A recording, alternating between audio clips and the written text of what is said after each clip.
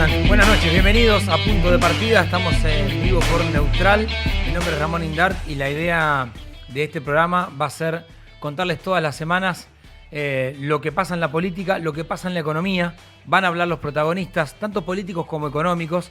Seguramente en algún momento también vayamos por alguien que esté fuera de la agenda, es decir, algún filósofo, alguien de los medios, algún mediático que nos ayude a pensar algunas cuestiones.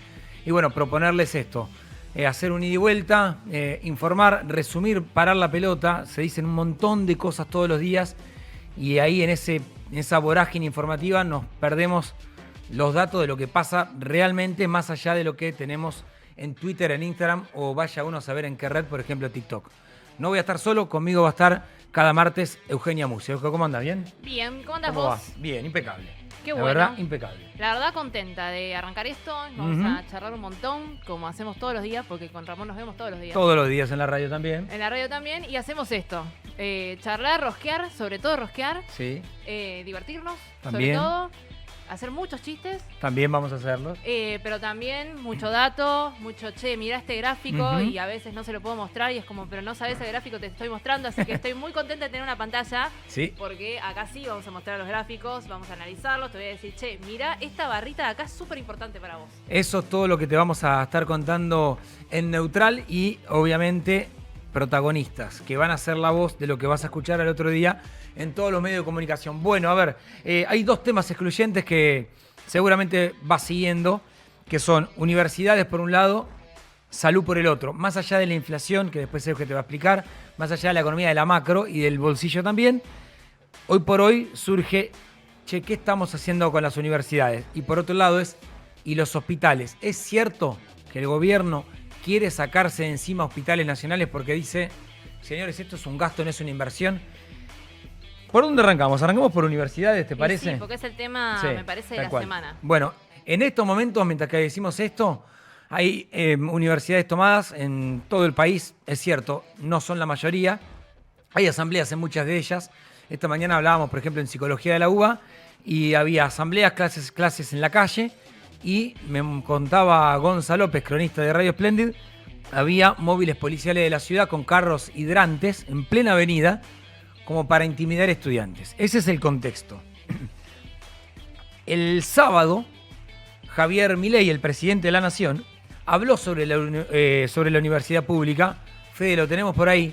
En un Milei donde, hablando de la universidad pública, plantea esta discusión de, bueno, ¿qué es hoy la universidad pública? Y ahí tira una frase, tira un eslogan que cuando vos le das doble clic a los datos, a la realidad, siempre vamos a intentar hacer esto con ustedes. Esto es lo que dicen, vamos al dato.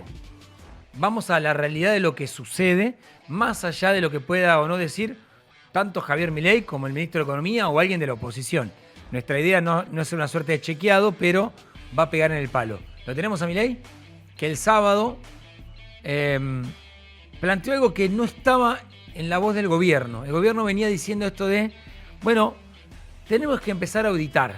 Hoy a la mañana, con Antonio Laje también dijo algo similar, pero la frase fuerte vino el sábado, mirá. La verdad incómoda de la educación argentina es que la Universidad Pública Nacional hoy no le sirve a nadie más que a los hijos de la clase alta y los ricos y la clase media alta. En un país donde la gran mayoría de los niños son pobres y no saben leer, escribir ni realizar una operación matemática básica, el mito de la universidad gratuita se convierte en un subsidio de los pobres hacia los ricos, cuyos hijos son los únicos que llegan a la universidad con los recursos, la cultura y el tiempo como para poder estudiar. La universidad ha dejado de ser una herramienta de movilidad social para convertirse en un obstáculo para la misma. Bueno, en un ratito te voy a dar unos números que le llegaron al presidente hoy, martes, y por eso después tuvo que girar un toque en el discurso. Bueno, de esto que dice Euge, sí. Ahora sí, vamos a darle doble clic. Esa es la idea de punto de partida. ¿Qué es lo que vamos a ver a continuación? Bueno, a ver, primero, lo que decía el presidente Javier Milei, a ver si lo tenemos por ahí, es el gráfico que dice composición social de los estudiantes. Él decía que los pobres no llegaban a la universidad. Sí. Te voy a mostrar un gráfico en el que muestra cómo se fue moviendo. Sí. Los quintiles. ¿Qué son los quintiles? ¿Qué son quintiles? Vos en estadística lo que haces es dividir a la población en segmentos. Sí. Los dividís de los más pobres a los más ricos cuando hablamos de la distribución del ingreso. verdad te voy a incómoda de la mostrar, ahí lo educación tenemos argentina. bien, A ver. este gráfico es de Daniel Steingart, para citar la fuente, por supuesto. Sí, en base al INDEC. En base al INDEC Sí. vemos de 2003 a 2023. Sí. ¿No? Lo que quiero que veas son las barritas naranjas y las azules, que son el quintil 1 y el quintil 2, Sí. es decir, los más pobres. Y vemos cómo en 2003 teníamos a poco más de un 31,5% de la población Sí. de pobres que accedía a la universidad, a la educación superior. Sumando. 2003. Por eso, pará. Ahí la azul y la naranja que ustedes están viendo en pantalla, sumando esos dos que son los extractos más pobres de la Argentina, ¿llegabas a qué porcentaje que van a la universidad? 31,5%. 31,5%. Claro, un poco más del 30% accedía a la universidad. 2003, pensemos el contexto, ¿no? Sí. Recién salidos de una crisis sin precedentes como fue el 2001, 2002, 2003 empezaba a crecer la Sí. economía y bueno, por lo tanto la distribución del ingreso venía acomodándose un poco más equitativa. 31,5% de los pobres accedían a la universidad en 2003 y vamos a la otra punta, vamos a el 2023, datos del año pasado. O sea, 20 años después. 20 A años ver. después tenemos tenemos poco más del 40% Claro. que accede, es decir, 10 puntos porcentuales, que es un montón. Estamos siempre hablando de los estratos más bajos, quintil 1 y quintil 2. Pará. Entonces, lo que vos estás diciendo es, más del 40% de la gente que hoy va a la facultad está en los quintiles más pobres de la Argentina. Así es. 40%. Claro, esto para desmentir esta frase que estaba diciendo el presidente, que la universidad pública sirve para los hijos de los ricos. Pero es que es central el dato, porque lo que te está marcando ahí, a ver, viste que en comunicación política es como, bueno, a ver, ¿cómo hacemos para arancelar la universidad pública? Hoy Sí. Milei dijo, no vamos a arancelar. Permítanme descreer de la afirmación de un político, salvo que yo vea en hechos que no sucede. Si vos querés llegar al arancelamiento, ¿qué es lo primero que haces? Primero le contás a la población que está lleno de curros, lo cual, cuando hablamos de auditorías, hay que hacerlas. Hoy Tal cual. va a estar Martín Lustó y seguramente hable de las auditorías porque su espacio está muy involucrado con las universidades y están puestos en tela de juicio. Ahora, lo primero es esto. Lo segundo, después de que sí que es un nido de corrupción, es, y además esto es un tema de subsidio de pobres a ricos. Como Total. diciendo, de esto solo viven los ricos. Vos, pobre, estás alimentando que los ricos estudien. Una vez que vos convencés a una gran parte de la población de esto, el tercer paso es, ¿y por qué no le cobramos a los ricos? Tal cual, tal cual. Pero, a ver, pensemos también lo siguiente. Hay otro gráfico que tenemos por ahí Sí. que es sobre la distribución y cuántos hijos de trabajadores, hijos de primera generación de universitarios o hijos de segunda generación Sí. de universitarios, los vamos a mostrar, que es padres de estudiantes de universidades públicas, para que lo podamos mostrar ahí en pantalla, Sí. que es quiénes llegan a la universidad pública, Ok, ¿no? Entonces, vos, por ejemplo, Ramón, ¿tus padres fueron a la universidad? sí, pública los dos. Bien, entonces vos sos segunda generación de Exactamente. universitarios. Estamos hablando de hijos de quienes no fueron a la universidad. Ok, Una de las dos líneas verdes que vemos sí, ahí, las más fluorescentes. bien, es el promedio de todas las universidades del país. 68% de los estudiantes que van a la universidad pública hoy son primera generación universitaria. O sea, casi 7 de cada 10 que vos ves en la facultad, sus padres no fueron a la universidad. Claro, y esto tiene que ver con el gráfico que veíamos antes, digo, Ujú. ¿no? La población más pobre fue migrando, en realidad fue accediendo cada vez más a la universidad pública. Y en realidad, si vamos a los lugares, digo, en las universidades donde más hijos Sí. de trabajadores, digo, que no fueron a la universidad y son Mirá primera lo que es José generación. Cepaz. José Cepaz es terrible, Lomas de 87. Zamora está por ahí, un 70%. Las del conurbano o las que tienen una ubicación estratégica, que esto también se discutió bastante. Macri decía que es esto de tener universidades por todos lados y demás. Bueno, hay una cuestión del acceso, de cómo se llega a la universidad, si te tenés que tomar 3 colectivos, si te tenés que tomar uno, si te tenés que tomar un tren y un colectivo y Obvio. demás, que ahí está muy claro que ayuda a que haya universidades Bueno, en otros lados. y en ese contexto, porque es central bajar al dato para que vos digas, bueno, entonces lo que me está diciendo el presidente no es tan así. No, no es así. No es así. En ese contexto empezaron algunas tomas en facultades, que obviamente no es el escenario ideal de nadie. Cuando vos estudiaste, Yo ¿te comiste estudié, alguna toma? No, toma ninguna. Yo A mí me tocó arranqué en una de sociales larga. 2014 a estudiar en la universidad. 2014, ¿no? Sí. Nos van a ver 28 también años acá tirando las edades. tiene. Vos tenés 28. 28 años. Tengo sí. 38. Ok, gracias. Hay Bien, un gap. Gine. Hay Buenas un gap. risas atrás. Vamos. Bueno, bien, gracias por dar risas. Pará, ¿nunca una toma? Yo No hasta hubo tomas. llegué 2 tomas allí. Hubo estudiando que sentadas. cuando hablo de G o de Yara o de Fede, sepan que son los que están atrás manejando que todo esto salga medianamente aceptable para punto de partida. Claro, bueno, Sillón Sociales fue una toma larga para el mudarse de edificio. 2010. Claro. ¿Vos estabas también? Bueno, esa fue... Sí, la toma de Ramos. Y fue larguísima. Y en esa época ya estaba Feynman, pero Mirá. estaba en C5N. Me acuerdo que me tocaba hablar en una asamblea. Yo dije que vengan los Feynman que tengan que venir. Mirá vos. Y ahora Claro. Feynman chicanea de gobierno. Bueno, ¿cómo pasa el tiempo? No, ¿Vos Lomas lo ninguno? máximo. No, Lomas lo máximo también pensá que es una facultad Bienvenido, relativamente ¿vale? chica. Digo. Bienvenido sea. Sí, obvio, por supuesto. Para Máximo sentadas, alguna que otra asamblea ahí en el hall, pero ningún tipo de paro más que al que se adhería de repente el centro de estudiantes a un paro nacional, por ejemplo. Bueno, pero Es lo otra que pasó, que es un distintivo de estos últimos años, que las facultades siempre era, bueno, sobre todo eran sectores de izquierda que manejaban las asambleas de las facultades o los centros de estudiantes. Y el gobierno libertario lo que empieza a hacer es, metámonos ahí. En su momento lo había hecho el kirchnerismo con algunas agrupaciones, nunca le fue bien, y se metieron en la Universidad Nacional de Quilmes. Lo que vas a ver ahora, más allá de lo que dijo Adorni sobre las tomas, es lo que pasó en la asamblea de la Universidad Nacional de Quilmes, donde en el medio de una asamblea, militantes libertarios agarraron y tiraron gas pimienta. ¿Lo tenemos por ahí? Bueno, mirá lo que pasó.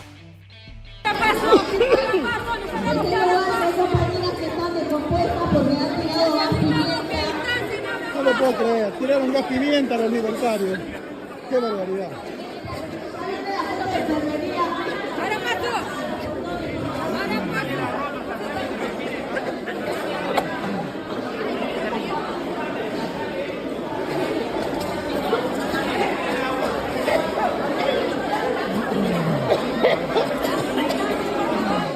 Eso fue a la salida de... Estaban saliendo algunos militantes libertarios, a la salida uno de los pibes roció con gas pimienta. ¿Y qué dijo Adorni este mediodía, en conferencia de prensa? Que las tomas, primero, que ya para ellos es un capítulo cerrado, que dependerá de cada rector, y obviamente habló de la ilegalidad. Y ahí donde dice, la responsabilidad penal va a caer sobre cada rector. Mirá. Violencia en la Universidad de Quilmes, lo que pasó en La Plata, lo que está pasando en La Matanza. ¿Qué significa para ustedes? Bueno, es delito, es un delito, ¿no? Tomar una universidad es un delito. Y la Ley de Educación Superior, en el artículo 31, dice que las fuerzas federales o las fuerzas de seguridad no pueden hacer nada si no lo pide o un juez o si no lo pide la autoridad de la universidad. Y la autoridad de la universidad es un rector, así que en tal caso es responsabilidad de cada rector, de cada universidad, que los alumnos que quieran tener clase, que quieran ir a estudiarlo.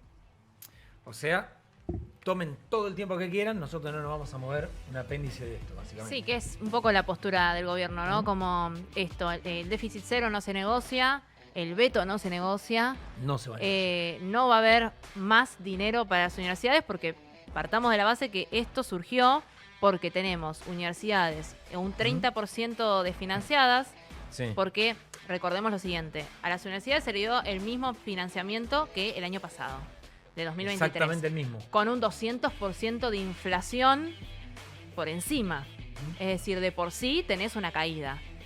Ahora, sobre esto cuando se hizo la primera marcha universitaria en abril, que fue grosa, que fue muy grande, se charló un aumento del 70%, que para ese entonces era por encima de la inflación hasta en ese momento del año, pero era para gastos de funcionamiento. La luz, el gas, la infraestructura, los Claro. auxiliares y demás. Lo que no estaba contemplado eran los salarios docentes. Y en el presupuesto de este año, que es donde se tiene que discutir la guita de las universidades, por eso cuando el gobierno dice, nosotros queremos universidad pública y de calidad, cuando vos vas a ese presupuesto le están dando menos de la mitad de lo que Claro. piden las universidades. Claro, tenemos ahí un cuadrito para ver si quieren. Dale. Gastos corrientes en millones de pesos.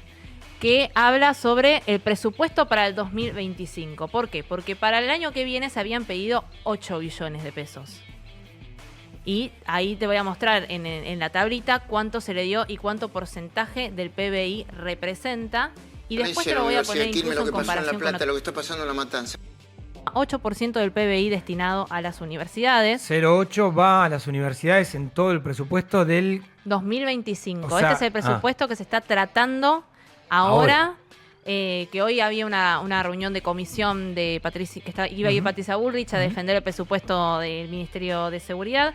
Un 0,8% para las universidades. Bien. Y si va para atrás, que es mucho menor. O sea, esto es un ajuste constante. Claro, bueno, ahora vamos a ver otro gráfico Sí. en el que vamos a comparar el presupuesto en PBI respecto de este año, respecto a años anteriores, para mostrarte en qué situación estamos parados. Porque esto es... El que dice transferencias, si perdón. bien, no hay problema, si bien parece como, bueno, me está llenando de gráficos, a fin de cuentas es la realidad de lo que pasa, más allá de lo que te tiran en los medios. O sea, es cierto, el concepto en realidad de fondo de Milei y del gobierno es todo lo que esté en manos del Estado, diría Dromi, va a ser tomado por lo privado. Tal cual. Entonces vos lo que tenés de concepto es, mira, la universidad es un gasto, la universidad pública es un gasto, no es una inversión. Y la salud, de lo cual vamos a hablar en segundos nomás, representa para ellos un gasto. A ver, esto es lo que vos marcabas. Sí. ¿Qué es esto? Este es un gráfico para citar la fuente de la consultora Empiria, Sí. Y que nos muestra en porcentaje del PBI las transferencias a universidades Sí, desde el año 1993 a la fecha. hasta el 2024 y la proyección del 2025 con ya el presupuesto que se está discutiendo en el Congreso, ¿no? Si es aprobado tal cual como está. Ok. Y por los Entonces, colores estás haciendo las gestiones de cada presidente. Las gestiones Ahí de lo cada entendí. presidente, así es. Como podemos ver, donde más tuvimos presupuesto universitario en porcentaje del PBI fue en los años 2020, Mirá, 2017 17. Y ahí ya estamos tomando, fíjate que venía siendo una cuestión de Estado. y Porque 2009. Y 2009. O sea, tenés Cristina Fernández, Mauricio Macri y Alberto Fernández. Y si bien fue variando cada año, todos mantuvieron algo aceptable. No, pero lo mantuvieron en función de Sí. saber, che, bueno, esto es algo que cala a hondo en la sociedad, digo, que es importante para nosotros, lo mantenemos como política de Estado. Ahora, los últimos 2 años, es decir, 2024 con la pérdida del 30% y 2025 proyectado, como ves, se iguala a las barritas del otro lado del gráfico, ¿Sabes lo que me intriga mucho? son los 90. Me intriga mucho saber qué hizo Massa en 2023. Mirá cómo dispara el presupuesto como para hacer... Eso es campaña.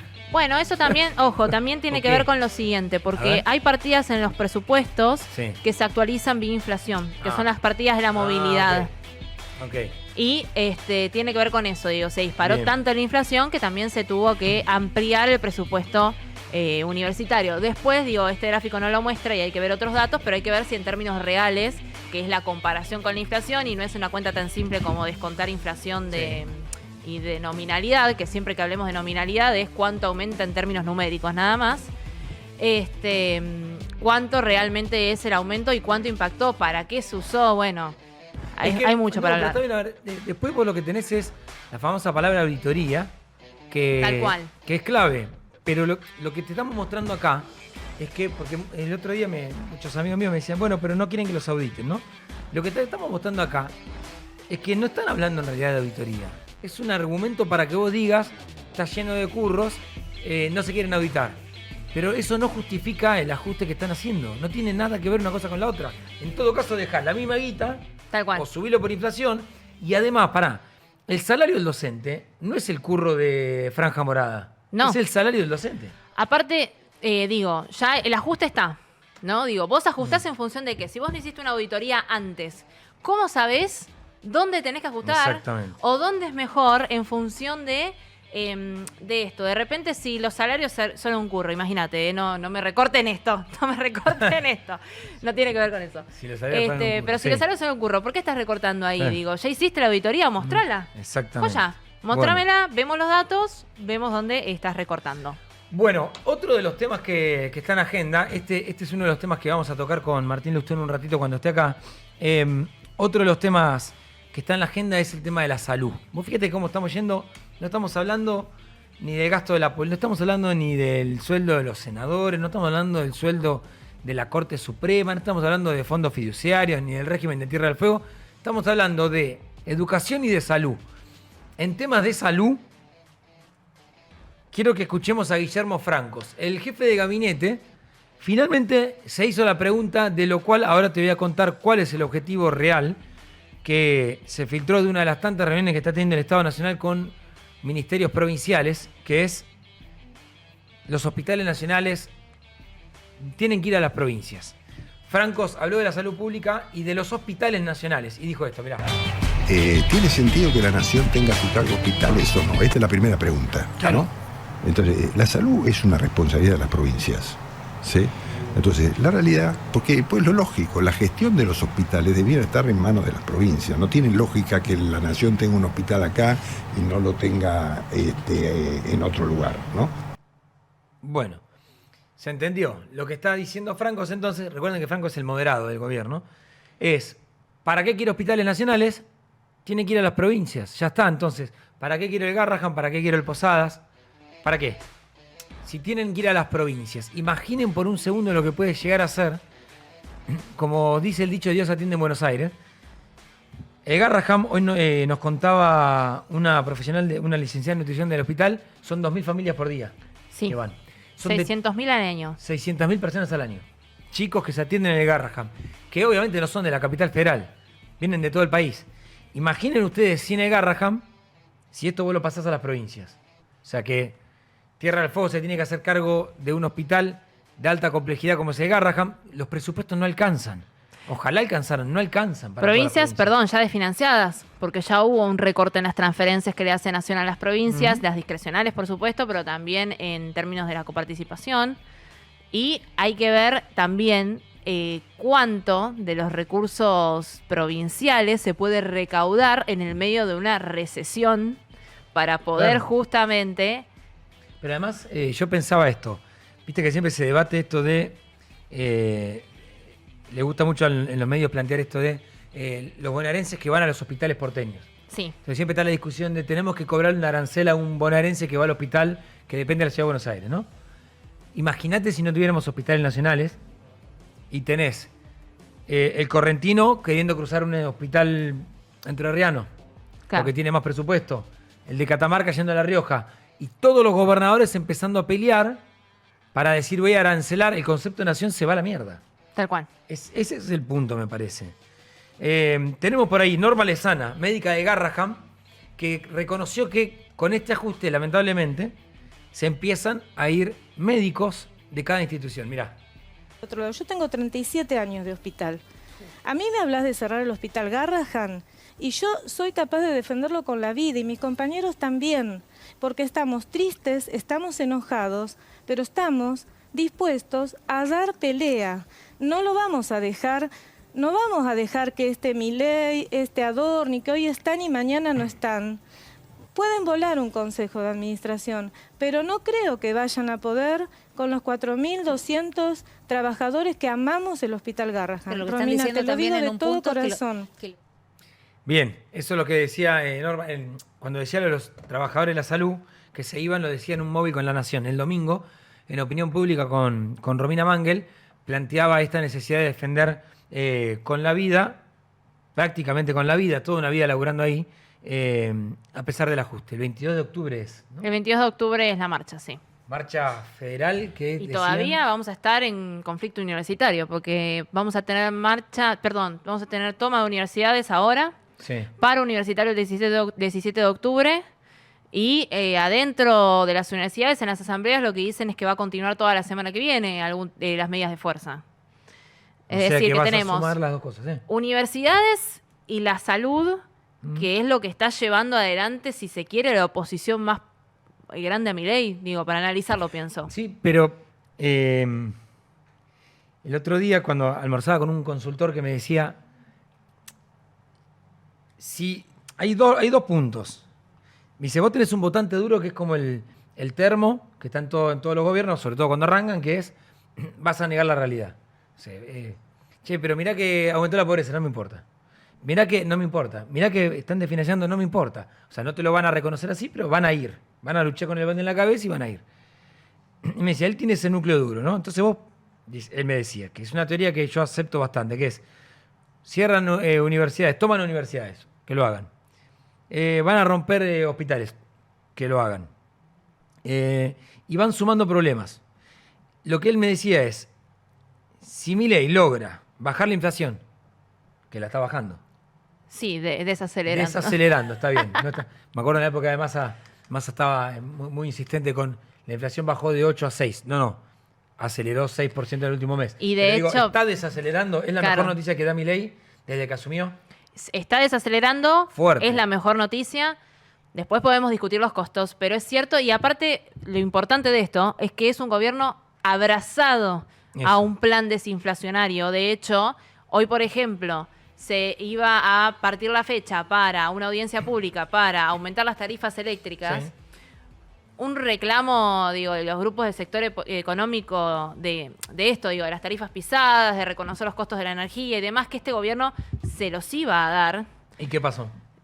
Y suspendieron la audiencia pública porque entienden que todavía tienen espacio para seguir desinflacionando, digamos.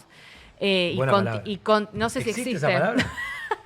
¿Desinflacionar? No sé si existe. Bueno, continuar con la desinflación. Después esto lo vas a cobrar, yo lo sé. Continuar con la desinflación, pero porque entienden que políticamente les sirve. Entienden que es lo que también está dando a cuenta y que la gente está bancando el ajuste porque tiene, al menos, no le aumentan las cosas todos los días, digo. Es que el que tiene un comercio sabe más o menos cuánto va a tener que reponer o a qué precio va a reponer el mes siguiente. Si vos te acordás lo que era de julio del 2023 sí. hasta la devaluación, era una devaluación estampida. Sí, es verdad. Ahí había terror. Total. Del pyme, del grande capaz que no, pero del pyme, del asalariado como nosotros ni hablar, porque nos rompía todo pensamiento de, ni siquiera te digo de mediano plazo, de corto plazo.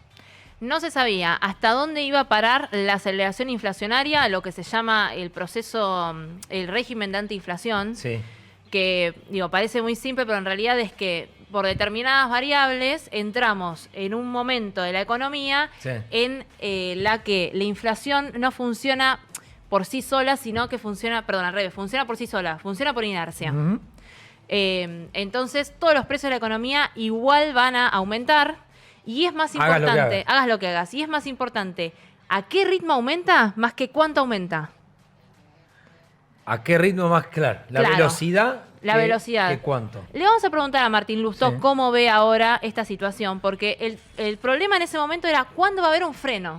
Bueno, este gobierno puso un freno a esto, discutimos los costos, a costa de una recesión enorme. Brutal. Que lleva 13% acumulado de caída de la actividad. El otro día en la radio decías 11 meses de pérdida de empleo registrado. Hace 11 meses que la Argentina viene perdiendo empleo registrado, crece obviamente el laburo del monotributista, del famoso emprendedor. Crece, que es un salario, en realidad. Crece el laburo informal, crece la cantidad de gente que busca un laburo aparte del que ya tiene. Hola. Es decir, asalariados, rubro periodístico. Sí. Muchos de mis compañeros que están en esa. Punto número 1, me decías, si el tipo baja la inflación, tipo el presidente de la nación. El tipo. Bueno. Milei. Sí. Milei Caputo. Estamos en un contexto donde vale decir quizás así, se dicen tantas cosas en la red. Me decía, si baja la inflación y 2, gobierna el dólar, o sea que no tengas un terror a que el dólar se va a ir al demonio y eso genera esa situación de estrés permanente.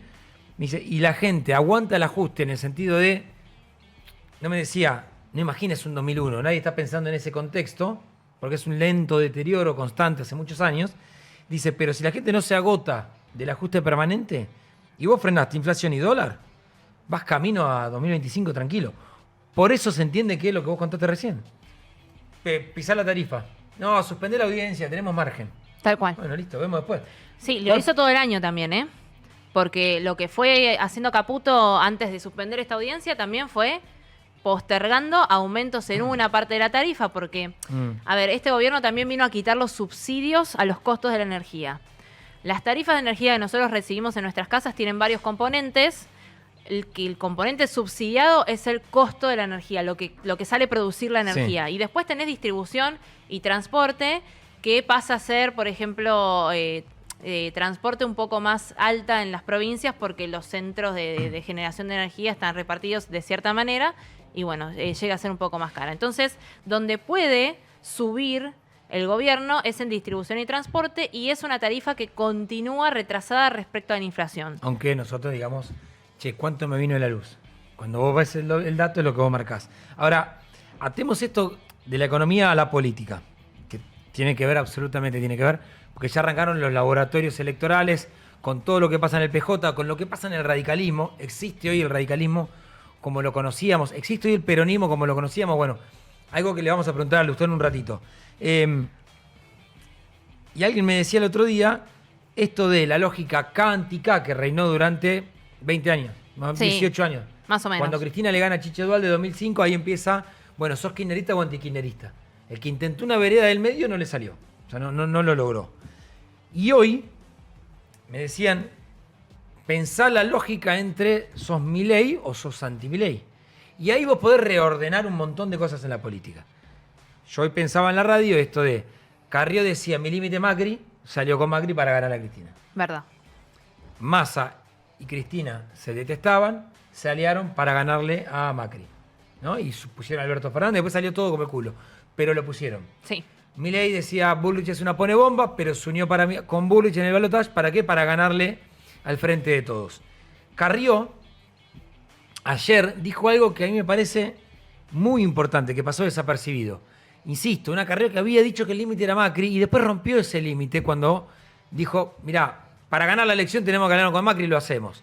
Escuchá lo que dijo Carrió, la última parte. Va a financiar todo lo que sea integración, todo lo que sea universidad, todo lo que sea escuela, porque quiere un Estado sin nación. Dejaste entrever entre líneas que capaz volvés. Yo siempre me estoy yendo y siempre estoy volviendo. ¿Y cuál sería la alternativa? Los chanchaleros. La alternativa... Tengo años para decidir. ¿Años o un tiempo? ¿Qué sé yo? ¿Y ahí se romperían barreras que antes no se habían roto? Lo que Dios mande.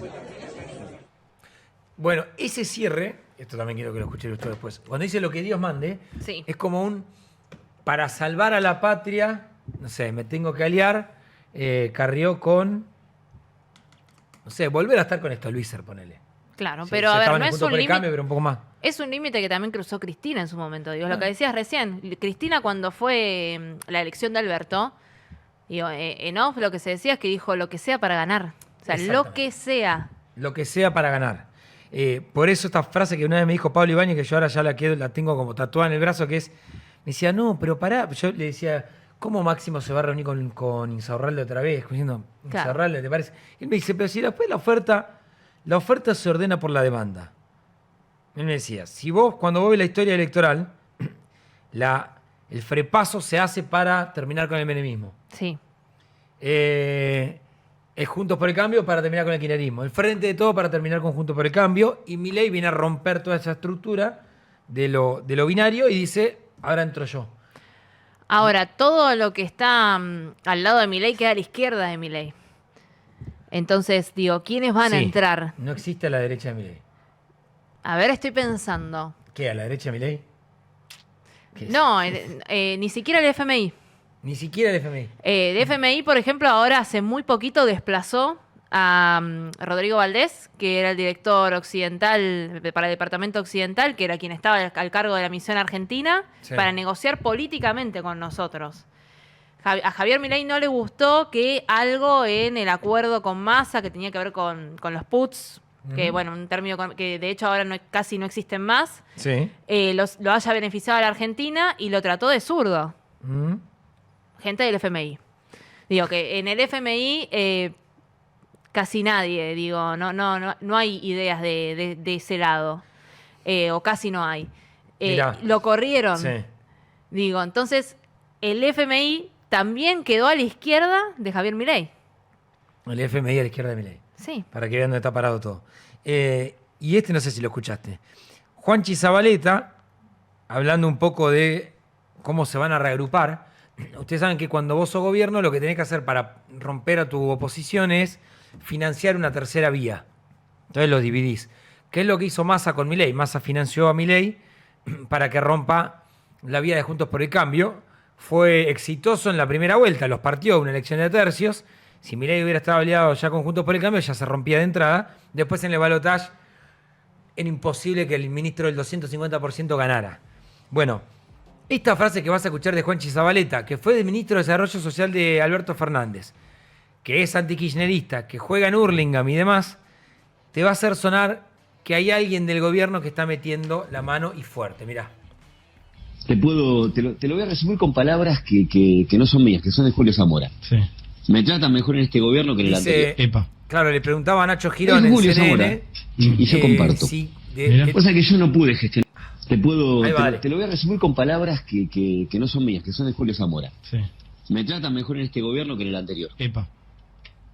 Lo dijo Julio Zamora. Y yo comparto. Mira. O sea que yo no pude gestionar mucho con Zamora. Y capaz que tengo que aprovechar para pedirle disculpas públicas. Bueno, Julio Zamora es el intendente, de Tigre. Sí. Zamora dijo, yo nunca dije eso, me está poniendo palabras en mi boca que no son. Lo que está ahí, venía de reunirse Zabaleta con Lisandro Catalán, que es el ministro del Interior en los hechos del gobierno que labura con francos. Y lo que me cuentan es que Catalán lo que está haciendo, como suelen hacer todos los gobiernos, es llevando como una suerte de bolsa navideña antes de la Navidad y repartiendo guita en las provincias y en los distritos amigables. Claro, está como en Venezuela, que ya es Navidad. Exactamente. Y está repartiendo guita para financiar vías alternativas. Claro. A mí me parece que todo indica que Zabaleta está entrando en ese gran universo que es la caja del Estado para financiar una campaña, porque si no, no me queda claro. ¿Qué es lo que venía a destruir este gobierno, supuestamente? Digo. ¿Cuál es? A destruir las cajas de la política. Claro. Digo, y las están generando. Por eso, ¿quién era que decía es mejor político que economista? ¿Quién fue que se hizo viral diciendo esto? ¿Mejor político que economista Javier Milei? Sí. Lo había dicho de entrada nomás. Lo dijo alguien de ellos. No, lo había dicho Fabián Doman cuando arranca Milei. Y después lo reconoce. Lo dice Tenenbaum. Entrevistado Tenenbaum, no me acuerdo en dónde, Tenenbaum, prende la luz y está Tenenbaum en algún lado. Sí, está con mucho laburo Tenenbaum. Dijo, lo veo mejor político que economista. En esto de usa todas las herramientas de la política para hacer política, veremos si le va bien en economía. Bueno, de quiénes se rodeó también, ¿no? Son quienes usan las herramientas de la política. Recién mencionabas a Francos y Catalán, que viene de ese palo. Karina Milei también juega muy fuerte y de hecho ya hasta se posicionó, digo, en el último acto partidario que hablaba de los hermanos Milei, ya se está posicionando políticamente. Entonces digo, no es solo Milei como la figura, que en realidad... Bueno, pero pará, ahí tengo una pregunta y te voy a interrumpir. Bueno. ¿Es Karina Milei la candidata en la provincia de Buenos Aires? Mirá, justo me la acaban de mandar, la estaba pidiendo desde hace 2 días. CB Consultora sacó una encuesta, que esta es la que alertó a Milei en la provincia de Buenos Aires. Para que la voy a buscar. Mirá. Imagen de gobernador. Pará, la tengo por acá. Esperen, ténganme paciencia. Más abajo. Primero hace todos gobernadores. ¿Dónde está? Bueno, midieron a Karina Milei y le dio al gobierno que Karina Milei tiene menos intención de voto que José Luis Espert en la provincia de Buenos Aires. Mira vos. Porque como que le empieza a golpear. Primero que Karina es muy conocida. Sí. Pero es como, bueno, es conocida haciendo ¿qué? ¿Qué hace Karina Milei? La hermana de Milei. Hace un montón de cosas, digo, no es por desmerecer lo que hace, pero es Está llegó bien, pero a la política de ese lado. Se tenía tú una imagen. Busquemos y ahora si podés ahí, cuando habló Karina Milei, tiene que estar ahí dando vuelta. Habló Karina Milei, ahí me lo manda a otra fuente también. En Parque Lezama, cuando rompe el silencio, pone Karina Milei, Parque Lezama, tiene que estar por ahí. Como que toda la imagen o la expectativa de la imagen que se tenía con Karina Milei, me contaban, esto de, no, porque es el monje negro, maneja desde los hilos todo y es la mujer más inteligente y sagaz de cómo se mueve, de cuidado, porque si lo dice Karina puede ser una situación... Bueno, se armaba toda una especulación sobre Karina como si fuera un López Rega, y alguien en el gobierno dijo, che, es momento que Karina Milei hable. ¿Verdad? Para presentar a su partido político en Parque Lezama. Y claro, cuando Karina Milei habló, a mí me contaban que muchos dijeron, ¿y esto qué es? El discurso de Karina Milei de ese día, que lo escribió Santiago Caputo, que ahora se hizo viral practicando tiro. Sí, no sé, esas cosas. Estaba ensayado, estaba leído hace 3-4 días y se puso tan nerviosa que obviamente pasó esto. Mirá. Ahora la vamos a poner. Porque es una Karina que se le va la voz. Me dicen que pocas horas antes del acto se le empezó la voz. Y le dijeron, vos tenés que... Hay quienes le dicen, vos vas a tener que ser candidata. Porque tenés el apellido Milei. Lo cual yo creía hasta hace muy pocos días, hasta que me dijeron, che, fíjate que CB Consultores la midió. Claro. Y dijeron, che, me parece que no sé si nos va a medir tanto.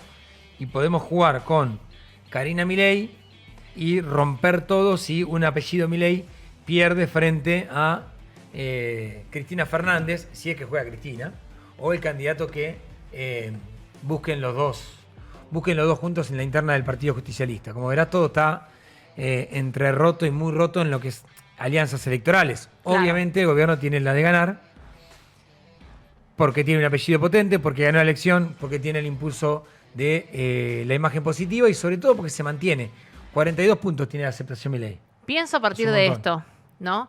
Se nos vienen las elecciones 2025, ya me estoy yendo a agosto 2025. Están a la vuelta de la esquina. Ya estoy dando, pero sí, es mañana. Si cerrás los ojos es mañana. Pero partiendo de la base que ganó un presidente, el que se arroga haber ganado a través de las redes sociales, a través de haber generado comunidad y demás, vamos a ver una campaña con todos los cañones puestos en la comunicación. Todo. Y digo, entonces, una candidata, si querés, para ese entonces, ¿no? Digo, si llega Karina Milei a ser candidata en la provincia, ¿puede ser candidata sin haber hablado al menos 2 veces más? No lo sé. Está bien. Puede. Pero estoy pensando... El tema es cuando vos tenés toda la expectativa de que vas a la mejor cita del mundo y no. Y la persona que está del otro lado de la cita te dice, hola, ¿qué tal? Y te habla como Karina, mirá esto. Claro.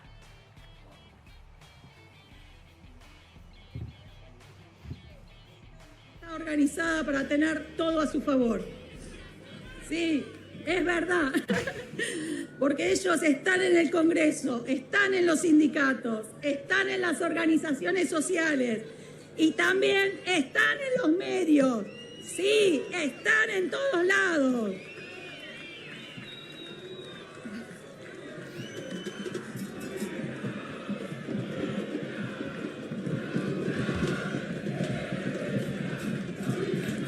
Muy bien. Y todos ellos están organizados con el mismo objetivo, hacer lo imposible para que este gobierno triunfe. Se trababa. Se trababa y me duele la garganta de escucharla porque pienso que debe estar doliendo la garganta. Ellos van a aprovechar cada oportunidad para boicotear este gobierno. Ahí está, ahí se corrige. Porque viven de ello. ¿Sabés cómo darte cuenta que un discurso lo escribió Santiago Caputo? ¿Por qué? La lógica ellos y nosotros. Del ellos y nosotros. El ellos y nosotros, el ellos contra nosotros, es Santiago Caputo. Igual, eso me lo dijo un empresario con mucho vínculo con este gobierno. Y me dijo, fíjate en eso y... ¿Y va a estar ahí? Me dijo, y cada vez que escucho un discurso digo, capaz que viene por ese lado. No inventaron nada. No, por supuesto que no inventaron nada. Si te dicen, no, venimos a inventar la rueda. Claro. Nosotros existe desde Rosas y los unitarios y los federales, chicos. Bueno, pero durante mucho tiempo creímos, o al menos, la lógica del kirchnerismo era ellos contra nosotros. Sí. La lógica de Macri... más o menos, tenían esto de los actos con el escenario circular. Si planteaba disidencia eras kirchnerista. Bueno, claro, pero bueno, con Cristina, si planteabas disidencia eras un cómplice de la dictadura. Bueno, pero a lo que voy es, durante toda esa época planteamos una cuestión de, no hay que ir en contra, porque no es beneficioso para vos mismo, para tu partido. Y ahora volvimos a esa misma lógica. Porque es ellos contra nosotros, ellos están en los medios. Bien. Ellos están en tal lado, nosotros todos acá. lados. Los hermanos Milei, nosotros no vamos a defraudar. Y Bueno. solos contra el mundo. Claro. Bueno, como verán, esta es la primera parte. Punto de partida va a tener un esquema de esta manera, bajando a tierra, obviamente después leyéndolos ustedes, todo lo que nos quieran preguntar. Sobre todo en la semana lo procesamos y lo traemos y lo explicamos, así que ningún problema, nos pueden escribir a nuestras redes sociales que están en pantalla todo el tiempo. Y después de esta brevísima pausa, vamos con uno de los protagonistas de la semana.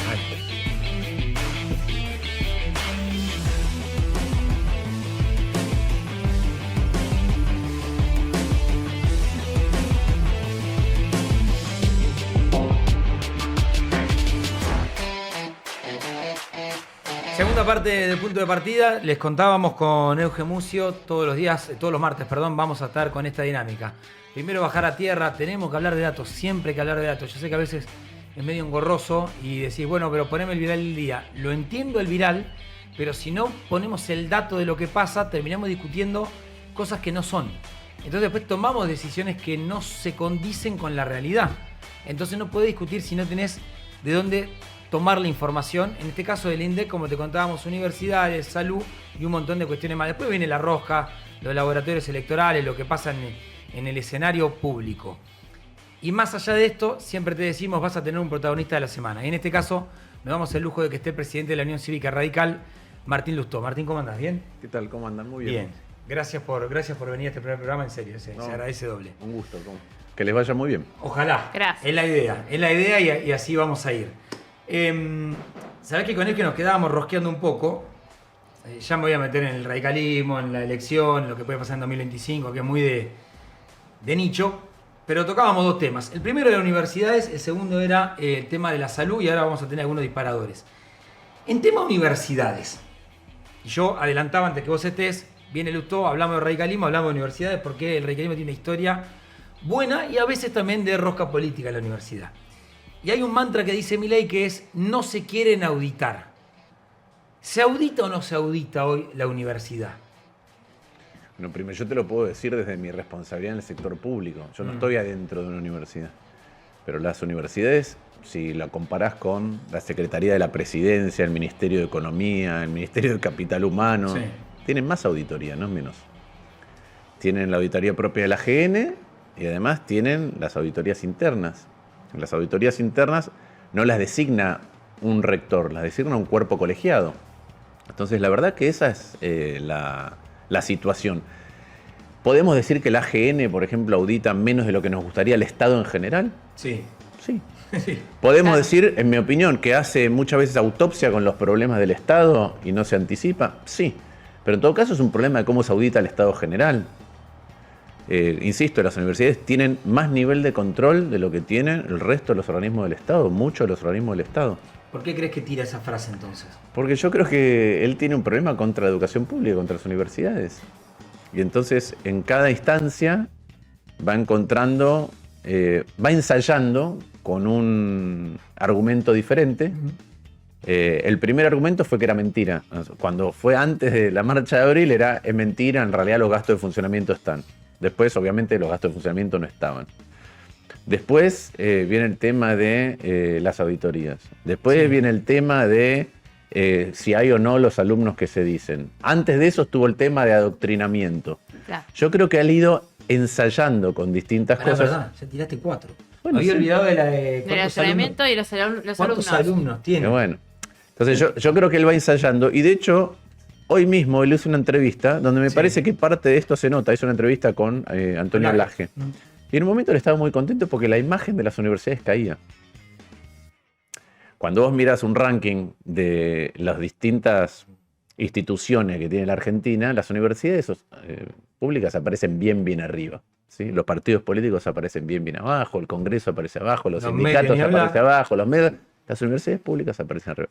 Hay una razón para eso, en un rato lo conversamos, pero lo que a mí me llamó mucho la atención es que él estaba contento de que la imagen pública de las universidades caía. Y yo creo que él ha ido haciendo eso, ha ido intentando distintos argumentos a ver cuál entraba. En algún momento detectaron que en parte de la población, producto de la falta de transparencia del Estado en general, ¿sí? ese argumento le sirvió más y le funcionó para con algunos, y entonces oradó.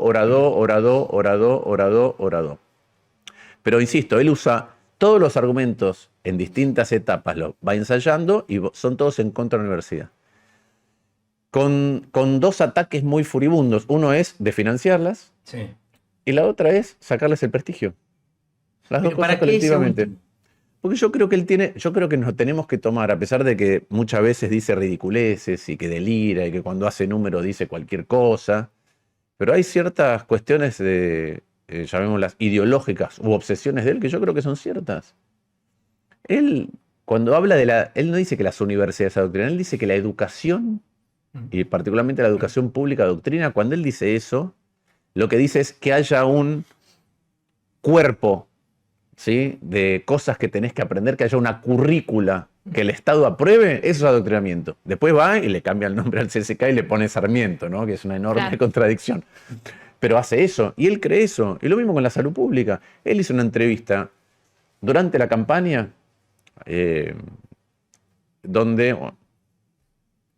le pregunta, creo que era con The Economist o con una publicación de afuera, le preguntan, pero en su ideal libertario, en su estado, si usted gana, ¿se van a poder consumir drogas libremente? ¿Y él qué dice?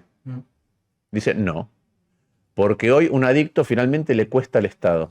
Pero cuando hayamos terminado de desmantelar la salud pública y quieren consumir drogas, es un problema de ellos. El Bonaparte, digamos. Bueno. Que atiende precisamente gente con problemas de adicción. Entonces yo creo que hay que creer esas cosas que él dice.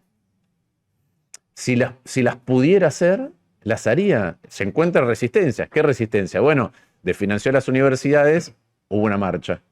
Frente a la marcha hubo un reclamo y muchas reuniones de los rectores con la ministra y con el secretario de Educación sin ningún tipo de respuesta. Entonces, producto del desfinanciamiento, un grupo de diputados y senadores fuimos presentados proyectos de ley. Una de esas leyes se sancionó. Igual la veta. Y después vuelve a ver cómo presiona, compra, etcétera, a diputados, negocia para ver cómo es que se mantiene ese veto. Pero hay que creer lo que dice. Y yo creo que esas son las cosas que están en riesgo, que a veces no nos damos cuenta en profundidad qué dimensión tienen. Antes decía, ¿por qué las universidades públicas tienen una reputación tan alta? Bueno, yo estoy seguro que, o en tu caso o en el DEUGE, todos tenemos en nuestra generación o generaciones más arriba el caso de algún primer profesional. Y cuando vos, en una familia, en una trayectoria, en una línea de vida familiar, uno pasa a ser el primer profesional, cambia la siguiente generación y la siguiente y la siguiente y la siguiente. No sé, mi vieja se recibió de arquitecta cuando yo tenía 8 o 9 años. Porque cuando se embarazó, ¿sí?, cuando embarazada, primero de mí, después de mi hermana, ella dejó la carrera. Gasto total era para el Estado eso, porque frenó. Sí. ¿Cuántos años le sacó al Estado? Mi vieja debe haber dejado 10 años de estudiar. Que no lo escuché mi ley porque... Sí, 10 años de estudiar. Y yo me acuerdo cuando volvió y se recibió, y yo fui a la entrega del diploma. El caso de mi suegra, la mamá de Carla. La mamá de Carla era de una familia muy pobre en un pueblito en Sicilia. Sí. Se llama Petineo, 2.000 habitantes en la montaña. A 15 kilómetros del mar. Nunca había visto el mar. Mira. La sacaron a los 6 años, la trajeron a la Argentina y de la Argentina la llevaron a Salta, porque era en la época en que alguien te tenía que dar trabajo. Sí. Entonces fueron a Salta los padres de ella, los abuelos de Carla. Ellos trabajaron en el mercado central de fruta de Carla. La mamá de Carla, la primera profesional de su familia, se recibió en la Universidad Nacional de Córdoba, de abogada. ¿Sabés qué hizo el día que se recibió? Renunció a la ciudadanía italiana. Hoy por ahí algunos de los hijos lo lamentarán. Pero ella dijo, el país que me dio todo, el país que yo salí de un pueblo pobre en la montaña, y el país que me dio todo es este que me permitió estudiar y ser abogada. Y a partir de ahí cambió la vida de Carla y sus hermanos, pero también la de los nietos. Eso es lo que pasa. Hoy en la mañana en una radio venía escuchando historias de vida de jóvenes que están ahora en la universidad, de dónde vienen, del esfuerzo que hacen, de los padres, de dónde vienen sus padres. Nada, te encontrás con eso todo el tiempo. Sí. Entonces, yo de todas las cosas que hace el Estado argentino, te dijera, elegí una, que cuando te la da te cambia la vida. En la universidad. En la universidad. Bueno, una de las críticas que se le hizo a la ley de financiamiento universitario, que después fue vetada, fue que en los proyectos que presentaban en el Congreso no había un financiamiento de respaldo. Vos recuerdo que hablabas de usar la baja de bienes personales, ese porcentaje del PBI que se pierde de recaudar el gobierno por haber hecho ese beneficio para los más ricos, ¿no? Porque son quienes pagan ese impuesto. Después el presidente te contestó del stock y el flujo y demás. Pero digo, si todo el argumento va a ser, o qué pensás de estos argumentos, ¿no? Del gobierno de no me están dando algo para financiarlo. Todo mentira. Primero, yo creo que está bien propender al equilibrio fiscal. Un Estado desordenado que gasta de manera desordenada te desordena la economía, lo hemos visto muchas veces, con inflación o con crisis de deuda, y después te desordena tu vida cotidiana. Ahora yo te hago la siguiente pregunta. Nosotros ahora estamos con un presupuesto prorrogado. Sí. Es decir, supongamos, el presupuesto fue 100 el año pasado, este año tendría que haber sido por la inflación 300, pero tenemos un presupuesto de 100. Cada vez que hay más recaudación, el gobierno decide cómo gastar, ¿no? Claro. Entonces, por ejemplo, ¿de dónde salieron los aumentos al resto de los trabajadores estatales?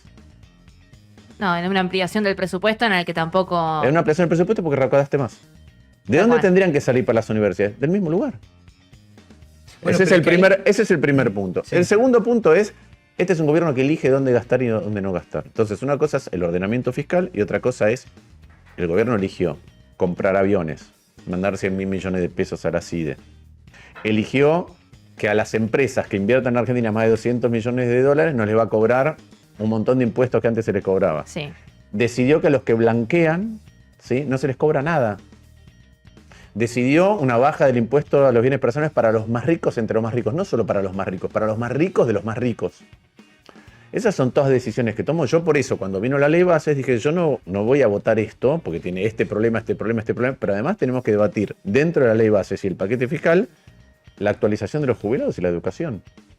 Cuando vos mirás el año que viene el presupuesto que manda el presidente, también podría él elegir en qué gasta, en qué no gasta cuando manda el presupuesto. Pero se ve el ajuste en la educación.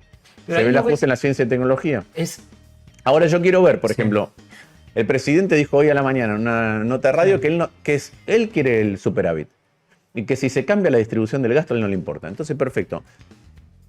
Quiero creer que va a aceptar que se baje gasto tributario, es decir, exenciones impositivas, donde puede estar Tierra del Fuego, los directores de empresas, los que tienen campos en el exterior, todos esos no pagan. No pagan lo que pagan otros. Entonces, bueno, ¿se puede avanzar en ese lugar? Perfecto. ¿Hay exenciones al impuesto a las ganancias? Bueno, pero implicaría subir un impuesto.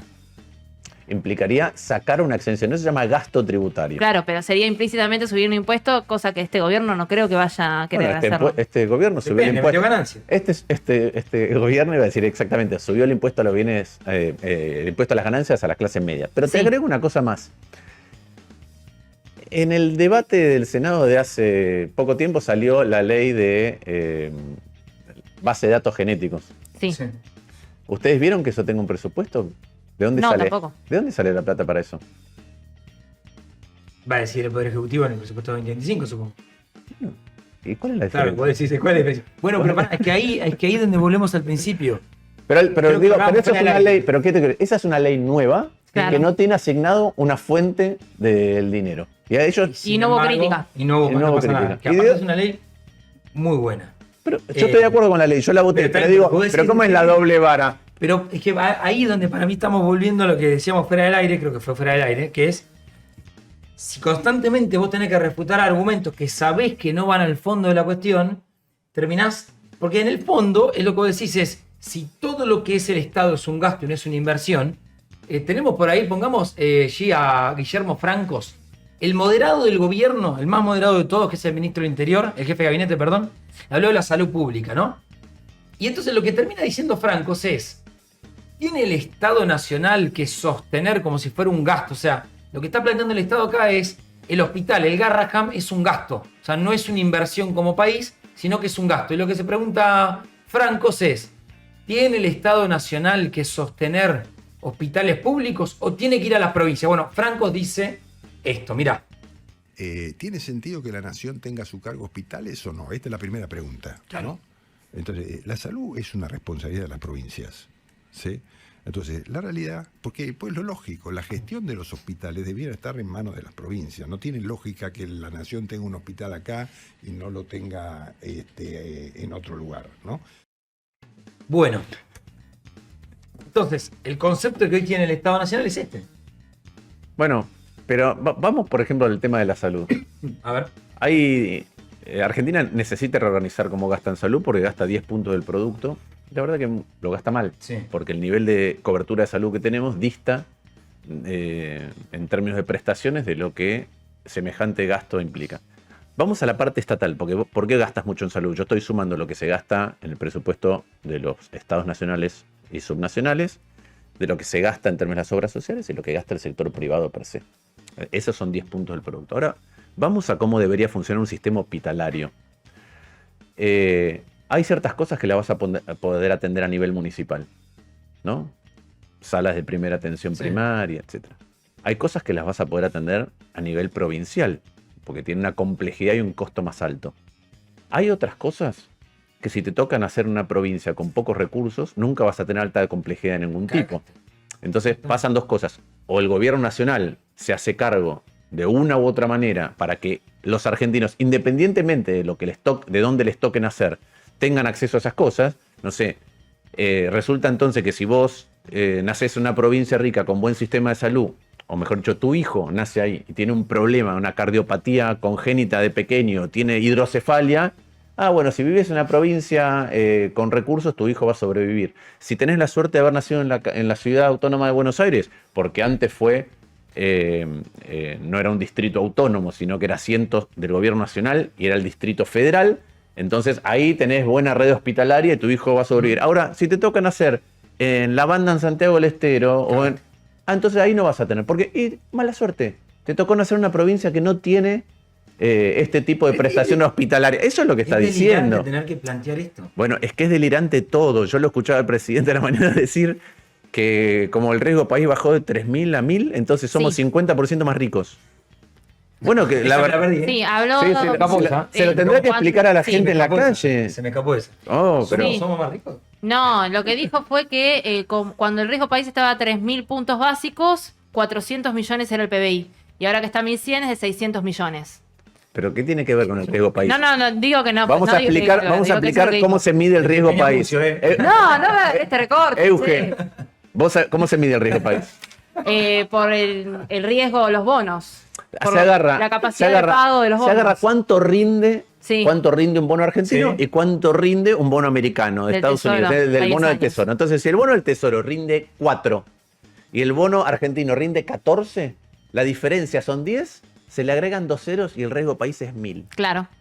Entonces, que alguien me explique cómo eso hizo que nos volviéramos 50% más ricos y tendríamos que estar todos saltando. Desde que asumió Milei somos todos 50% más ricos. Pero las pymes son 50% más ricos, los jubilados son 50% más ricos, las universidades tienen 50% más de presupuesto, la cultura tiene 50% más de presupuesto. No sé de dónde saca esas cifras. Aparte, si tomamos los 600 millones, 600.000 millones y los distribuimos, la distribución de la riqueza lo dio así, hace poco salieron los datos.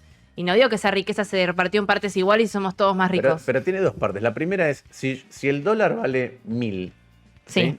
Y yo te lo llevo a 300, tu PBI en dólares, que son cosas que están medias en pesos, de golpe se triplica. Entonces lo que hubo es una fenomenal apreciación cambiaria. Él devaluó 118% y después apreció el tipo de cambio. Sí. La devaluación hizo que los salarios valieran menos. La apreciación posterior con la tasa de interés contenida hizo que tus ahorros valieran menos. Si tenías un canuto en dólares y antes lo guardabas por si querías hacer un viaje, querías cambiar el auto, querías comprar un electrodoméstico, para una emergencia que pudieras tener de salud, no vale para nada. Tu plazo fijo no vale para nada. Bueno, entonces, ¿qué pasa? En el consumo, y la gente está vendiendo esos canutos, que ahora valen menos, para vivir. Eso es lo que está pasando. Entonces, realmente que un presidente vaya a la televisión y diga que porque bajó el riesgo país somos 50% más ricos en dólares, es de un nivel de... Bueno, pero sentí que hay un gran sector. Ayer almorzaba con un consultor que me dice, todo gobierno tiene como un voto duro que él le dice, el famoso cabeza de termo, que me pongo el balde y voy, ¿no? Entonces, pero mirá que, me acuerdo que era en la época de Massa, que era, pero mirá que está al 250% de inflación anual. No, pero entonces la derecha, entonces es como, bueno, cabeza de termo, lo tenemos que correr para por lo menos hablar y sabemos que lo que va a pasar. Yo siento que ahora hay un sector muy termo, que vos le estás explicando esto, pero si el tipo votó a Milei te va a decir, ¿qué querés? ¿Viste lo que era antes? Pero te estoy contando que es mentira lo que te está diciendo. Y te estoy dando el dato, el argumento. No te estoy diciendo, el de frente es un estúpido, matémoslo. Vos me estás diciendo, no, esto se mide así, está mal. ¿Qué querés? A mí qué me importa. Bueno, lo mismo vale con el 17.000% de inflación, el 54.000% de inflación, con que costaba 60 puntos del PBI los 3 kilos de carne picada por mes que iban a tener los jubilados. Como Y que nos iban a costar, ¿cuánto era? 62% a la eternidad. 60 puntos del PBI. 60 puntos del PBI. Pero lo mismo, hoy explicaba que producto de el veto en las universidades era para cuidar ese 50% de aumento del PBI. Y vos decís, pero pará, el veto a las universidades, en la actualización de las universidades eran 0,14 puntos del PBI, que es la tercera parte de lo que le regalaste en la rebaja de impuestos personales a los más ricos. Es lo que podrías haber comprado. Supongamos ahora se deben haber blanqueado, todavía no tenemos la cifra, 25.000, 30.000 millones de dólares. Sí. Le hubieras cobrado 10% a los que iban a blanquear más de 200 lucas. Y con eso lo sacaba. Pero sacaba 3 veces eso. Entonces, la verdad es que hay una decisión de qué cosas se privilegian y qué cosas no. Por qué cosas se alegra el presidente y por cuáles no. Se alegra porque lo financiero funciona bien. No recorre el país. No recorre. La otra vez vino de un medio extranjero. Vinieron a conversar acerca de cómo estaba el país. Cuando yo les dije que Caputo no recorría, que no venía al Congreso, además no recorría el país, me dice, pero ¿cómo el ministro de Economía no recorre? No, la vicepresidenta recorre el país. Sí. Los funcionarios de Milei no recorren el país. Contenta Villarroel con lo que acaba de decir. No, pero es verdad. Ella, es que como cuando Mayans. Gracias, Mayans. No, pero ella. No, pero pará, está bien la diferencia. Es verdad. No, ¿por qué crees que Caputo no va a ir al Congreso? ¿Por qué no va a ir al.? Ahora voy a eso. Déjame decir una cosa antes, que es esto de los que no importa cuál sea la evidencia, no importa cuáles sean los argumentos, igual lo escuchan. Hace mucho tiempo, en el 2000, creo que fue en el 2010 o 2011, me trajeron una encuesta muy, muy larga. Sí. Y yo me quedé solamente con una cosa en la encuesta, que es que en un momento había una serie de preguntas consecutivas. Y decía, ¿usted cree que el INDEC mide bien? 21% sí. ¿Usted cree que Debido es honesto? 20% sí. ¿Usted cree que Vudú se trató de quedar con Chicone? 22% no. Entonces era como que no importa cuál fuera el tema que me preguntabas, yo iba a contestar en función de apoyar al lado con el que me identifico. Ahora pasa exactamente lo mismo. Con un agregado adicional, que en la arena del debate público, este gobierno y particularmente el presidente no para de mentir. Que no para de mentir. No para de mentir. Cuando él dice, bueno, vamos a debatir universidades, dice cualquier cosa. Cuando él dice, vamos a debatir inflación. El otro día, ¿qué fue lo que dijo? Salió el índice de pobreza. Sí. Que si no hubiera asumido él, la pobreza hubiera sido 90%. Bueno, pero pará. No existe ningún país que tenga 90% de pobreza. No. Y la pregunta es, ¿viste cuando en el debate Trump dijo, se están comiendo, los inmigrantes comen gatos en Springfield? Así es. Y los demócratas dijeron, bueno, ¿qué hacemos con este tipo? Y dije, bueno, vamos a empezar a reírnos. Porque si refutás, quedás siempre a merced de un corte viral, donde se labura muy bien en la campaña, y es como, bueno, saliste a refutar, entonces, bueno, empezás a reírte. Yo noto en vos ahí un ánimo de, bueno, ¿sabes qué? Empecemos a reírnos de esto, porque si no... Pero es que si un presidente que dice que... No podemos vivir. Que producto de que bajó el riesgo país, somos 50% más ricos, hay que decirle, perfecto, ya está entonces la meta que iba a tener dentro de 30 años, ya somos prósperos. Si ahora somos 50% más ricos, en un año, en 9 meses, 50% más ricos. Y vos a Caputo lo conocés hace mucho tiempo. ¿Por qué no va? Sí. ¿Por qué no va? ¿Por qué creo que no va? No me queda ninguna otra explicación que, primero que, otra vez, hay un desdén por el debate colectivo y hay un miedo al debate colectivo. Pero creo que en el caso de Caputo, además, cuando él fue la última vez a explicar, no me acuerdo si fue qué colocación de deuda, tuvo un cruce ridículo con Gabriela Cerruti. 2018. El de no seas mala, mis hijas tienen 6 años. También ese día, Mayans lo salvo. Pero por eso... Mayans le dice, déjame, yo te lo arreglo esto, todo. Bueno, terminó, me acuerdo que Mayans, le salvaste la vida. Pero y ahí le quedó la... Pero la verdad que ¿cómo puede ser un ministro de Economía que no va a venir al Congreso a explicar un presupuesto? Además un presupuesto que tiene todas estas cosas que estamos conversando. Legalmente puede. Sí, Ahí nos hemos dado cuenta en muchas cosas que existe este libro, ahora, bueno, justo salió el Nobel de Economía por qué... ¿No es Milei? ¿Eh? ¿No es Milei? El Nobel. No es Milei. Pero... Dale tiempo. Con plagios. Si hoy día dale tiempo. Pero salió este libro que es ¿Por qué fracasan los países? Sí. ¿No? Pero antes hay otro que es de ciencia política, que es el de Ziblatt y Levitsky, ¿sí? Que se llama ¿Por qué caen las democracias? ¿Cómo mueren las democracias? Gracias, Mati. En ese libro dice, hay un montón de cosas que son reglas escritas, hay un montón de cosas que son comportamientos que no están escritos, pero que aceptamos mutuamente.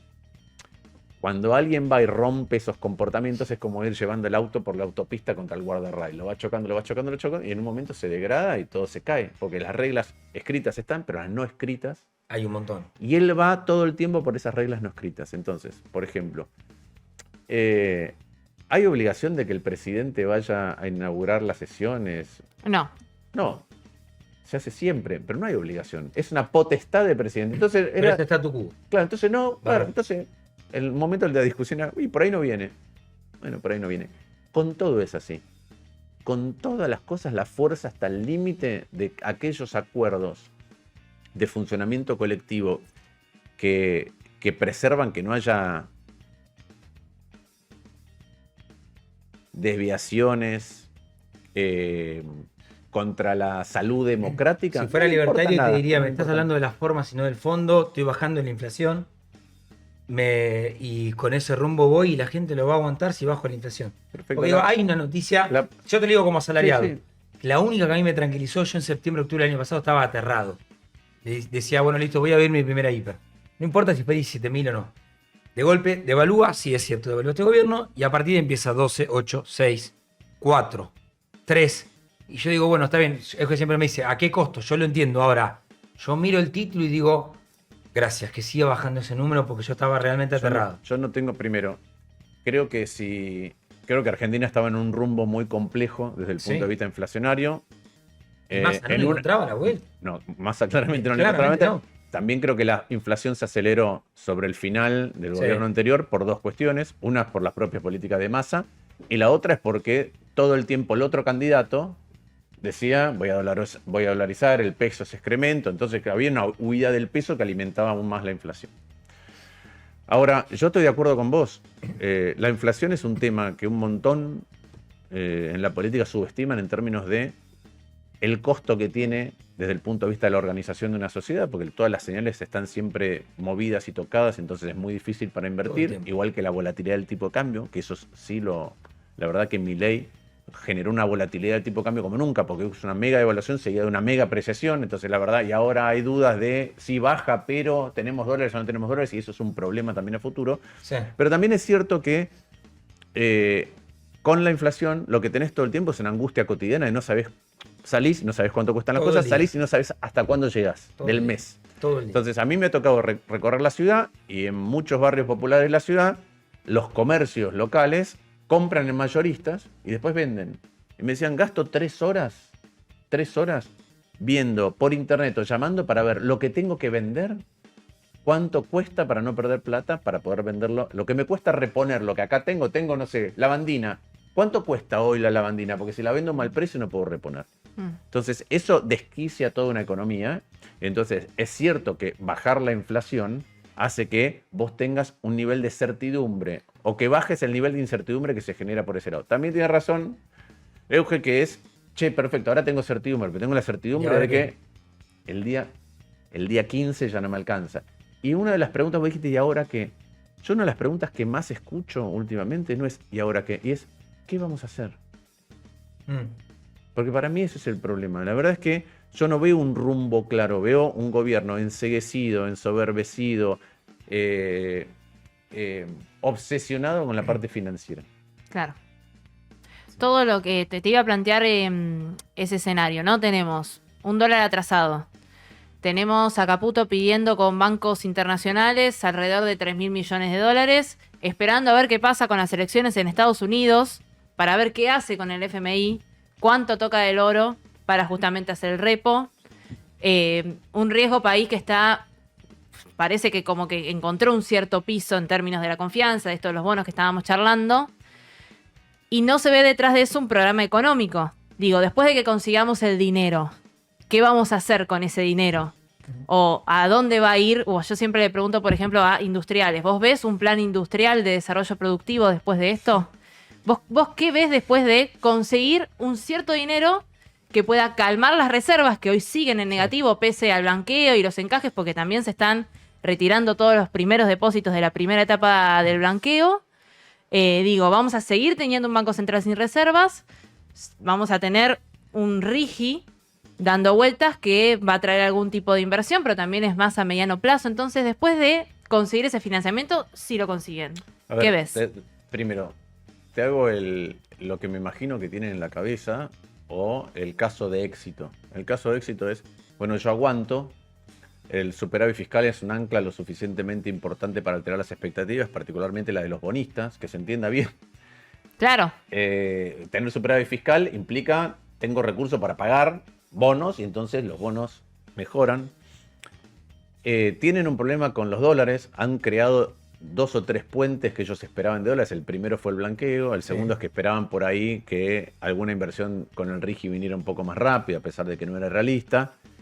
El tercer elemento es, consigo plata o del BID o de otros multilaterales, o voy a buscar plata al fondo y uso un ripo y voy construyendo distintos puentes. ¿Para qué se va a usar cada dólar que te entre? Bueno, tenés 2 cosas que atender. Una son vencimientos. Enero. Y la otra es, en la medida que yo quiero que la economía vuelva a crecer, tengo más necesidades de importaciones. Todo, directo o indirectamente, tiene un componente de importación. Entonces, si tu economía es 100 y vos necesitas 20 importar, cuando sea 200 necesitas importar 40. Claro. Entonces tienen esa restricción. Para mí la pregunta fundamental con respecto al futuro es, ¿cómo es que te haces de dólares genuinos? Claro. Y ellos deberían estar esperando 2 cosas. Mientras van comprando puentes caros, ¿sí? Puentes caros, mientras vas comprando esos puentes caros que son dólares que puedes usar para estas cosas, en algún momento esa necesidad se me libera. ¿Qué puede ser? Por ejemplo, confiar mucho en la energía y en el RIGI a futuro, pero otra vez el RIGI para prosperar y fructiferar lleva un montón de tiempo para generarte dólares y además le dejaste que no te los liquiden en Argentina. La energía sí tiene un cambio muy significativo de signo y por ahí esperarán que haya otro tipo de inversión extranjera directa. Yo eso lo veo muy difícil. ¿Por qué?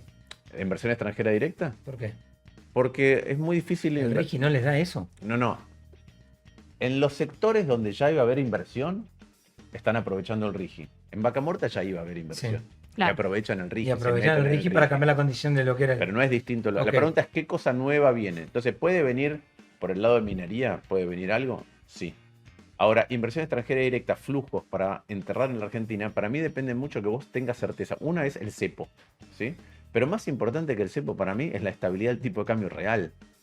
Porque si vos decís, no, yo voy a enterrar dólares de afuera en la Argentina y ahora esos dólares están baratos. Y dentro de... ¿Y después? ¿Y después cómo van a estar? ¿Después qué? Entonces, Argentina tiene mucha volatilidad del tipo de cambio real. Vos enterrás dólares cuando el dólar está barato y empezás a sacar dividendos cuando el dólar está caro y no te funcionó la inversión.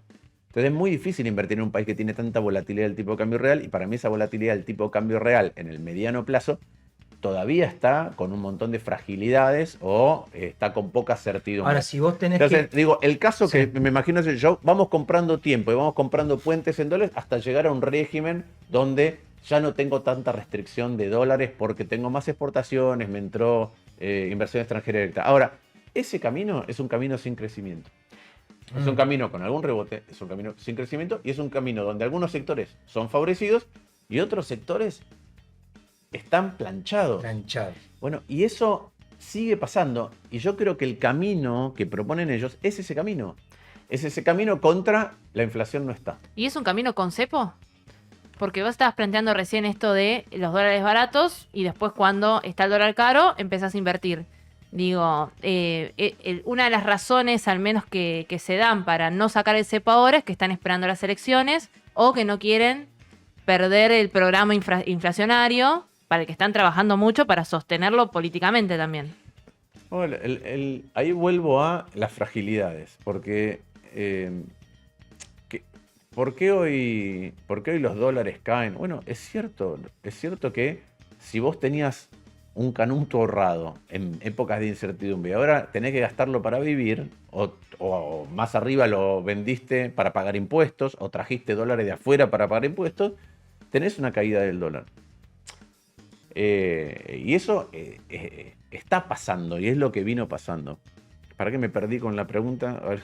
No, que yo te preguntaba si ese camino del que estabas hablando era un camino con cepo, porque entonces, pareciera que en ese tramo no hay. ¿Por qué arranqué por ahí? Porque a medida que se achica esa brecha, producto de esta circunstancia que acabo de explicar, pareciera que es más fácil sacar el cepo.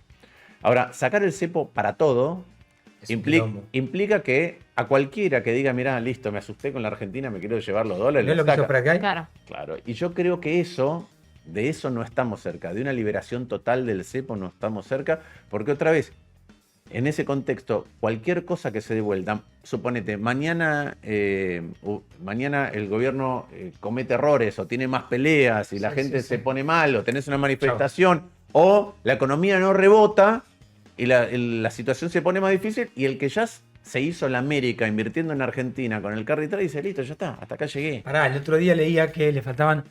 Que ahí dije, ¿cuánta institucionalidad tenés? La famosa ley bases. En parte lo que fue el DNU, el primer DNU de Milei. Y la ley bases, esto de se puede voltear con el Congreso, insistir. Yo veía un montón de normas que el Poder Ejecutivo había avanzado, que estaban a tiro de que la oposición consiga 2/3 y voltear. Yo decía, lo escuchaba Finocchiaro. Yo no puedo creer que Finocchiaro haya votado en contra de las universidades habiendo sido ministro. Pero él dice... Si votábamos y lo dejábamos caer, prácticamente caía el país. Bueno, pero eso es Yo decía, o sea, ¿tan atado con alambre estamos? Pero, primero. Además, yo dije, Macri debe estar yendo bien. El plan va como quería, que es, mirá que si yo me corro, todo esto se desmorona. Y supongo que Macri está contento pensando, bueno, si eso es así, me necesita en algún momento. Primero, a mí me llamó mucho la argumentación que hizo Finocchiaro, porque la verdad... Es que lo que él dice es, estamos por 0,14 puntos del PBI. A borde del colapso. A borde del colapso, pero además voy a entregar en el altar del no colapso por 0,14 puntos. Voy a entregar a las universidades. Y quiero tratar de explicar qué es lo que pasa. Yo estoy seguro que ningún rector se quiere pelear con un gobierno nacional, porque después tiene que ir a pelear el presupuesto. Lo que pasa es que un rector... Yo fui presidente del Banco Provincia. Cuando fui presidente del Banco Provincia vino alguien y me dijo, ¿vos te das cuenta que vas a ser presidente de un banco que tiene 183 años de vida? Yo dije, wow. Y me dijo, ¿te das cuenta de lo que quiero decir, no? Sí que es un banco muy importante, con una historia. Y me dijo, no, que vas a ser presidente de un banco que tiene 183 años de vida por 2 años. Lo único que tenés que hacer es dejarlo mejor de lo que lo encontraste. Claro. ¿Por qué digo esto? Porque tu deber es para con el futuro. Los rectores de las universidades tienen un deber para con el futuro. Estoy seguro que dice, bueno, si los docentes me aguantan, yo no me peleo con el gobierno. Pero tienen el deber de que no se les vayan los docentes, porque si no la universidad va a ser peor. Y cuando la universidad, porque no tenga docentes, y porque las universidades privadas, producto que le pagas mal en la pública, se van a las privadas, eso quiere decir que vas a tener una educación universitaria de élite, para los que la pueden pagar, y una educación universitaria peor para los que no la pueden pagar. Te cambio brevemente. Entonces, la verdad que digo esto por lo siguiente, que es el déficit había que corregirlo, sí. Sobre quién cargas el peso de corregir el déficit es un tema de equidad. Pero además hay un tema adicional, es no rompas cosas que vas a necesitar a futuro para que Argentina sea el país que vos estás diciendo. Un país con educación universitaria para pocos o con mala educación universitaria no es un país que pueda prosperar. Dijiste presidente del Banco Provincia. Cuando te tocó la presidencia del radicalismo, supongo que pensaste lo mismo. ¿Cuántos años tiene el Partido Radical? ¿Sentís que... Yo, por mi parte, siento que vuela por el aire el PRO, el PJ, la UCR, no el sistema, pero tenés que rearmarlo. Y vos te toca ser presidente en ese momento de furiosa crisis, no solo radical, también hay crisis en el PRO, hay crisis en el peronismo y demás. ¿Sentís que lo dejás mejor? ¿Lo que estás viviendo? Yo siento lo siguiente. Tuve una conversación, un día lo fui a visitar a Ricardo Lagos. Ricardo Lagos me dijo, los partidos tienen el deber del largo plazo. Los presidentes, los gobernadores se tienen que ocupar de la coyuntura, pero el partido tiene el deber del largo plazo. También me parece que el radicalismo no se puede alejar de ciertos valores. De hecho, alejándose de ciertos valores, que son identitarios, es como ha ido perdiendo anclaje en la sociedad. Vos arrancaste en el 83 con un presidente que ganó solo, ¿sí? Ganó el radicalismo solo. En el 99 ya fuiste en alianza. Sí. En el 2003, si contabas todos los de tronco radical, que eran López Murphy, Carrillo y Moró, eran 32 puntos. En el siguiente fuiste con un candidato peronista, que era Labaña, sacaste 16%. En el siguiente fuiste con un candidato radical, pero sacaste 11%. En la siguiente, que fue en el 2015, fuiste con un precandidato radical que sacó 3. Precandidato radical. En la del 2019 ni siquiera llevaste precandidato. Sí. Entonces, llevaste 2 vices y uno está en el gobierno. Y ahora llevaste 2 vices, ¿sí? 2 vices porque el PRO se dividió, el radicalismo se dividió detrás, y el vice que llevaste está en el gobierno de Milei.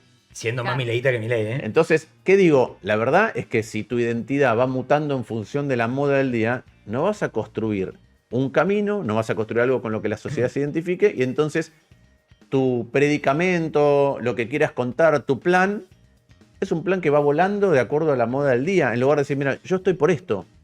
Y el día que la sociedad diga esto es importante, entonces tendré un mandato. Que en parte es lo que hizo Milei. Milei dijo, yo voy a hacer esto, y tiene un mandato. Yo eso lo respeto. Sí. Me cuesta mucho respetar al que va detrás de la moda del momento. Porque yo cuando escucho radicales que dicen hay que votarle todo porque sacó 56, tendrían que haber dicho lo mismo con Cristina cuando sacó 54. Y la verdad es que la respuesta es en ambos casos no. Tenemos que votar las cosas que están bien de acuerdo a lo que es nuestra propuesta para la sociedad. ¿Y si tu electorado cambia? ¿El militante radical no quiere que vos le votes todo a Milei?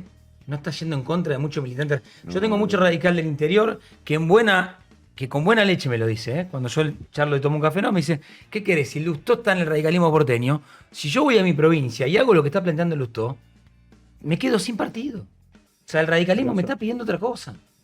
No es así. Primero, las universidades no son un tema de la ciudad de Buenos Aires. Las universidades son nacionales. Los jubilados no viven. Pero ley bases. Pero los jubilados no viven. Y ley bases tiene algunas cosas buenas y muchas cosas malas. Bueno, vos la forzaste y muchos radicales decían, basta Martín, pareces.